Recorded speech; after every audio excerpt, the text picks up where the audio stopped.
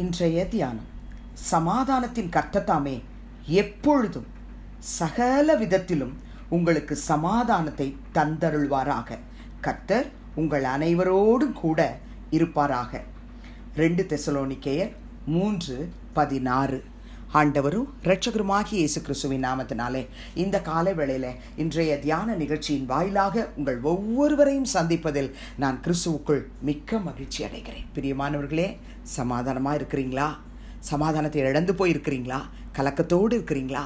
கவலையோடு இருக்கிறீங்களா? ஏதோ ஒரு நஷ்டத்தினாலே, ஏதோ ஒரு எதிர்பார்ப்பை உங்கள் வாழ்க்கையில் நீங்கள் அடையாததினாலே நீங்கள் எல்லாம் இழந்து போனது போல துக்கத்தோடு இருக்கிறீங்களா? இன்றைக்கு அப்போஸ்தலனாகிய பவுல் தெசலோனிக்கே சபையாருக்கு எழுதி உற்சாகப்படுத்தின இந்த வார்த்தையின் மூலமாய் உங்களோடு தனித்தனியாய் பேசுகிறார். தகப்பனே, தாயே, சகோதரனே, சகோதரியே, பர்சனலா சமாதானத்தை இழந்திருந்தாலும் சரி, குடும்பமா சமாதானத்தை இழந்திருந்தாலும் சரி, ஊழியத்துல சமாதானத்தை இழந்திருந்தாலும் சரி, தேசமே சமாதானத்தை இழந்து கலங்கி போயிருந்தாலும் சரி, கர்த்தர் சொல்லுகிறார், சமாதானத்தின் கர்த்தராகிய நான் எப்பொழுதும் சகல விதத்திலும் உங்களுக்கு சமாதானத்தை தந்தருள்வேன், நான் உங்களுடனே கூட இருக்கிறேன் என்று சந்தோஷமா இந்த வார்த்தைக்காய் கர்த்தருக்கு நன்றி சொல்லுங்க. ஏனென்றால் ஏசாயா 9:6-7 தேவனாகிய கர்த்தரை குறித்து ஏசாயா மிகவும் தீர்க்க தரிசனமாய் அறிவித்திருக்கிறார். கர்த்தர் யார்? நமக்காக ஒரு பாலகன் பிறந்தார், நமக்கு ஒரு குமாரன் கொடுக்கப்பட்டார், கர்த்தத்துவம் அவர் தோளின் மேல் இருக்கும், அவர் நாமம் அதிசயமானவர், ஆலோசனை கர்த்தா, வல்லமை உள்ள தேவன், நித்திய பிதா, சமாதான பிரபு எனப்படும் என்று கூறிவிட்டு தாவீதின் சிங்காசனத்தையும் அவனுடைய ராஜ்யத்தையும் அவர் திடப்படுத்தி அதை இது முதற்கொண்டு என்றென்றைக்கும் நியாயத்தினாலும் நீதியினாலும் நிலைப்படுத்தும்படிக்கு அவருடைய கர்த்தத்துவத்தின் பெருக்கத்துக்கும் அதின் சமாதானத்துக்கும் முடிவில்லை, சேனைகளின் கர்த்தருடைய வைராக்கியம் இதை செய்யும் என்று கர்த்தர் ஏசாயா தீர்க்கதரிசியின் மூலமாக சமாதான பிரபுவை குறித்து அங்கு எழுதி வைத்திருக்கிறார். கர்த்தருடைய பிள்ளைகளே, அந்த சமாதானக்காரனராகிய கர்த்தர் இந்த நாளிலே உங்களோடு கூட பேசுகிறார். என் மகளே, என் மகனே, நான் சகல விதத்திலும் எப்பொழுதும் உங்களுக்கு சமாதானத்தை தந்தருளுவேன். நீங்கள் அந்த சமாதானத்தை இழந்து போகாதபடிக்கு உங்களை நீங்கள் பரிசுத்தமாய் காத்துக்கொள்ளுங்கள், நான் உங்களுடனே கூட இருக்கிறேன் என்று சொல்கிறார். 1 தெசலோனிக்கேயர் 5:23 அப்போஸ்தலனாகிய பவுல் எழுதி வைத்திருக்கிறார், சமாதானத்தின் தேவன் தாமே உங்களை முற்றிலும் பரிசுத்தமாக்குவாராக. உங்கள் ஆவி, ஆத்துமா, சரீரம் முழுவதும் நம்முடைய கர்த்தராகிய இயேசு கிறிஸ்து வரும்போது குற்றமற்றதாய் இருக்கும்படி காக்கப்படுவதாக என்று எழுதுகிறார். ஆமென். அன்பார்ந்தவர்களே, ஆண்டவராகிய இயேசு கிறிஸ்து சமாதான பிரபு.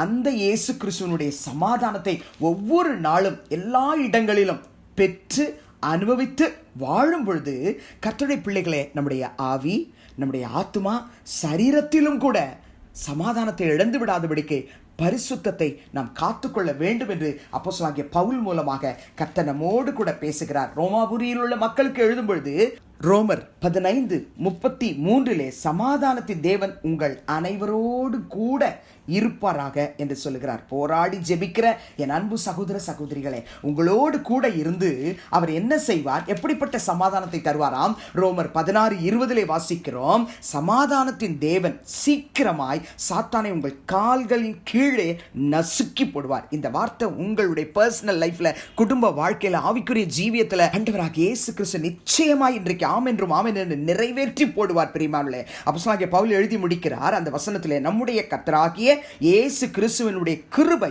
உங்களுடனே கூட இருப்பதாக என்று சொல்லி, கர்த்தர் நம்மோடு கூட இருக்கிறார் என்று சொன்னால் அவருடைய கிருபை நம்மோடு இருக்கிறது என்று அர்த்தம். அந்த கிருபை நம்மோடு கூட இருக்கும் என்று சொன்னால் ஆவி, ஆத்துமா, சரீரத்தில் கரைதரை இல்லாதபடிக்கு பரிசுத்தமாய் காத்துக்கொள்ள அந்த கிருபை நம்மை வழி நடத்தும். அதோடு மாத்திரமல்ல பிரியமானவர்களே, போராடி ஜெபிக்க கர்த்தர் நமக்கு உதவி செய்வார். சமாதானத்தின் தேவன் நம்மோடு கூட இருக்கும் பொழுது ஜெபத்தின் மூலமாக நமக்கு விரோதமாய் எழும்புகிறதான எல்லா சத்துருக்களையும் மிதிக்கும்படியான வைராக்கியத்தையும் வல்லமையும் அபிஷேகத்தையும் தந்தருளுவார். நீங்க அதை பெற்றிருக்கிறீங்களா? அந்த வல்லமை இல்லைன்னா இன்றைக்கு ஏசப்பா சமாதானத்தை எனக்கு நீங்க தரீங்க, அதுக்காக உங்களுக்கு நன்றி, ஆனா சாத்தானே எங்க காலின் கீழே நீங்க நசுக்கி போடணும்னா நாங்க போராடி ஜெபிக்கணுமே, நாங்க சமாதான தேவனோடு கூட நாங்க சஞ்சரிக்கணுமே, பரிசுத்தமா வாழணுமே, ஏசப்பா எங்களை கரைத்துறை இல்லாதபடிக்கு காத்துக்கொள்ளணுமே, எங்களுக்கு அந்த கிருபையை தாருங்கன்னு சொல்லி ஜெபிக்கலாமா? பரலோக பிதாவே, இயேசு கிறிஸ்துவின் நாமத்தில் உடைய சமூகத்துக்கு நாங்கள் வருகிறோம்.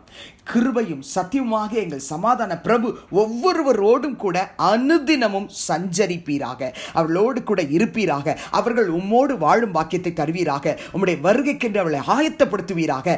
சமாதானத்தின் தேவன் தாமே அவருடைய ஆவி ஆத்துமா சரீரத்தில் கரை திரை இல்லாதபடிக்கு அவர்களை குற்றமற்றவர்களாய் காத்து கொள்வீராக. ராஜா, போராடி ஜெபிக்க கர்த்தர் உதவி செய்வீராக. சமாதானத்தின் தேவன் தாமே சாத்தானை அவர்கள் காலின் கீழ் நசுக்கப்படுவீராக.